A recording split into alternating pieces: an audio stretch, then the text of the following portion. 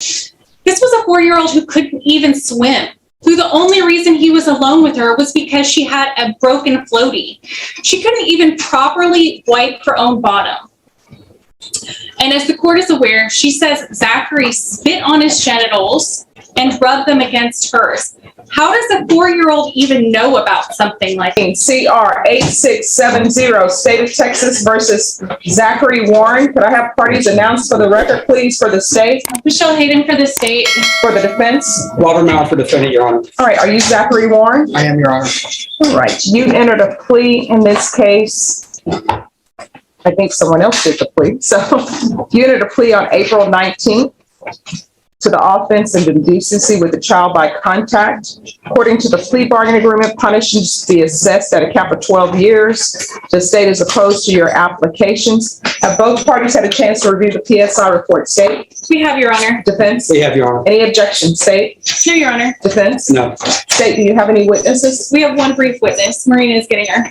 All right. All right, could you raise your right hand for me, please? You solemnly swear or affirm the testimony you give will be the truth and nothing but the truth, so help you God? Yes, ma'am. All right, if you could lower your hand, state your name and spell it for the record, please. Charissa Borlace, CHARISSA. Excuse me, no children in the courtroom. Are those your witnesses? No, Your Honor. All right, who's bringing babies to the courtroom? There's something called COVID, and this courthouse is germy. No matter how we try to clean it, toddlers and infants most likely should not be brought to the courthouse. Sorry about that. It's okay. All right, state, you may proceed. Wait, can she? Okay, spell it first name again. Charissa, CHARISSA. Borlace, BORLACE. All right, state.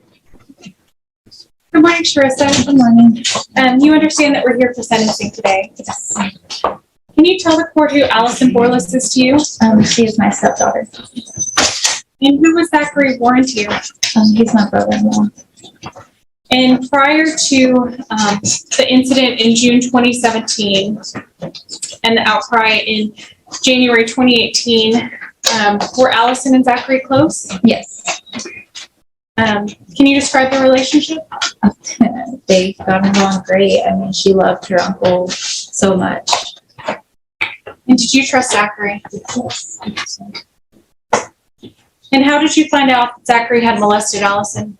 She came to me and just started talking about it. She was scared to talk about it. It was the first of the year of 2018.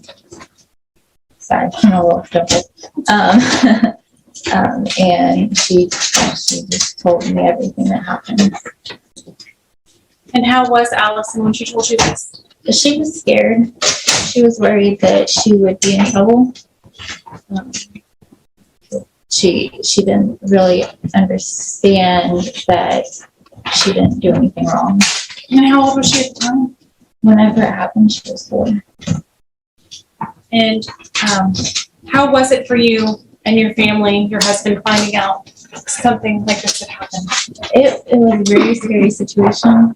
I mean, it's all family together, and that's your daughter that's in here telling you what had happened. It breaks your heart. How has this affected your family? Definitely made it difficult. I mean, think about family gatherings and everything. It's kind of split. It's hard for everyone to get together, and it's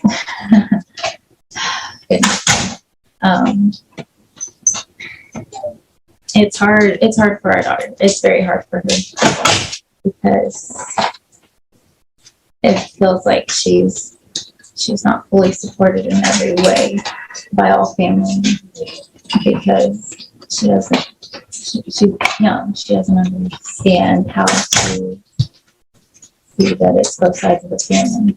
How has this affected her? Very badly. She has gone through many therapy sessions. She talks to me, probably brings up something about the incident at least once a week in some form or fashion. How has this affected you and your husband? It's just mostly knowing how to support our daughter. I mean, and with it being such close family together, and because of it being his family, we have to figure out how to support our daughter, and it's different.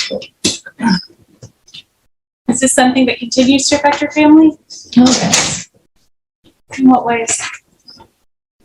I mean, mostly with Allison. She still doesn't know how to handle everything, especially with all of the reschedules with court and everything. She's been having to be ready for any change made within this case. She's been waiting for some sort of answer, and like I said, she constantly brings up the case, or wondering what's going on or when's it going to be over.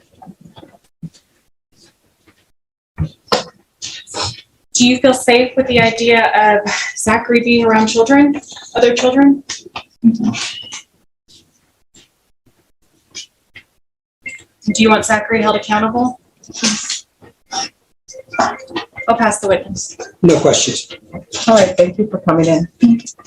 State, do you have any other witnesses? No, Your Honor. Defense? Judge, I'd like to call Christine Miller, please.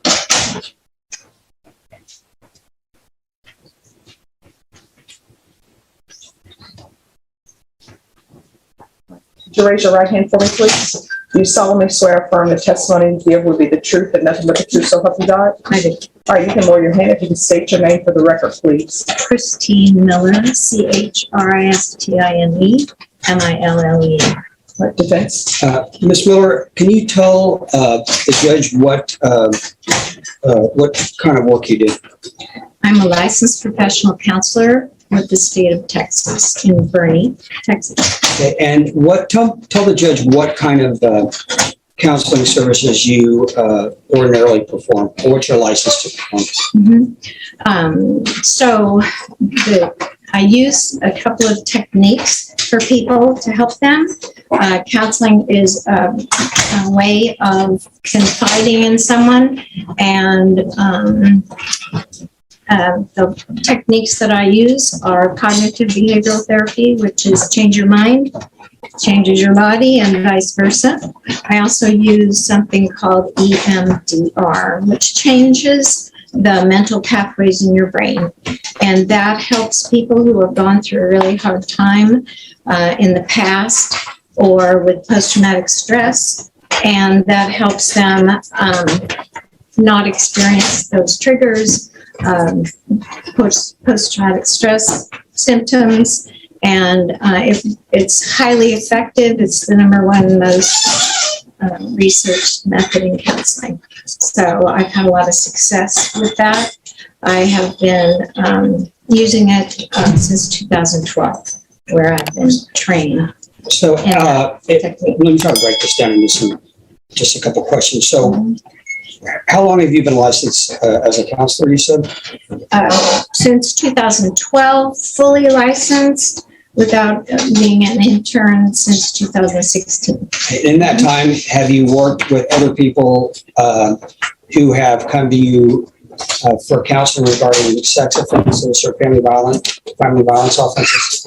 Family violence, yes, not specifically sex offenses. Okay, so can you tell the court how you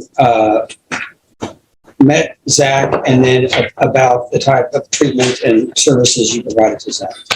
He was referred to me by a previous client, and I have seen him 4 times recently, and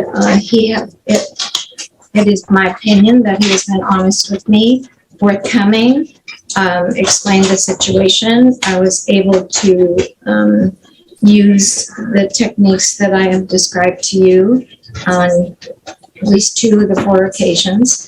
And I felt his sincerity and honesty with me and openness. So when you talk about the the treatment you provided, does that explore his past history? Does that talk about things that trigger him? Does the work you do, is that supposed to work on him being able to be a better person moving forward? Yes, so it takes those memories, those childhood memories, and we change the mental result. It's, for example, you change the ending to a story. You might read a story, you change the ending. You can do that in your brain. It's fascinating. And they're exploring all kinds of neural pathways in the brain nowadays. And so keeping up with that, it actually changes your behavior. So for post-traumatic stress, if you're being triggered and you act out, post-traumatic stress, it feels like the past situation is actually happening now, and it changes that. You start thinking about it less and less and less, and it becomes part of the history, and then already we used it, and the next time he said he confronted a person, and it was very helpful to him from his past, and he was able to focus not on the past, but on how he's going to behave in the future. So moving forward, if the judge gives Zach probation, I guess, will you continue to work with Zach? Yes. In counseling? Yes. And work with these different techniques that you use in order to help him deal with the issues he dealt with when he was Yes.